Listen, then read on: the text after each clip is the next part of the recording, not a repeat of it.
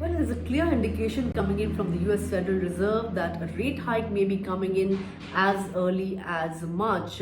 In fact, if you look at the commentary coming in from the US Fed chairperson Jerome Powell, he's warned that inflation may not go back to the pre pandemic levels anytime soon. And to bring that inflation figure back to the 2%, the Fed may have to take recourse to a fairly aggressive path. That means going beyond the three rate hikes that it had predicted last year. In fact, market men are fearing that the Fed may raise interest rates around 4 to 5 times this year in a bid to tame rising inflation. But a rate hike in March will be the first since December 2018. When it comes to hitting the pause button on the asset purchases, well, that may halt in the month of March, and the central bank may start unwinding its massive balance sheet once the rate hike cycle kicks in. However, Powell has said that the unwinding of the balance sheet may happen in a very orderly and predictable fashion so as to not provide a shock to the entire financial system. In fact, Powell believes that the US economy and the labor market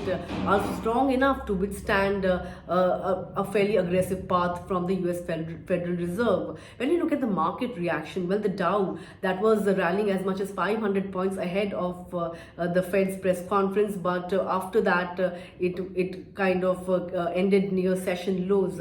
And across the Asian markets, the reaction was fairly grim because the likes of Nikkei, Kospi, Shanghai, all of them shed somewhere around 2 to 3% apiece. And Indian markets were also not insulated when it comes to a reaction to the US Federal Reserve chairperson's comments. In fact, Sensex plunged somewhere around 1,000 points, and the Nifty slipped below that 17,000 mark amid fears that faster than expected rate hikes may accelerate the FII outflows that we have been witnessing over the last few months.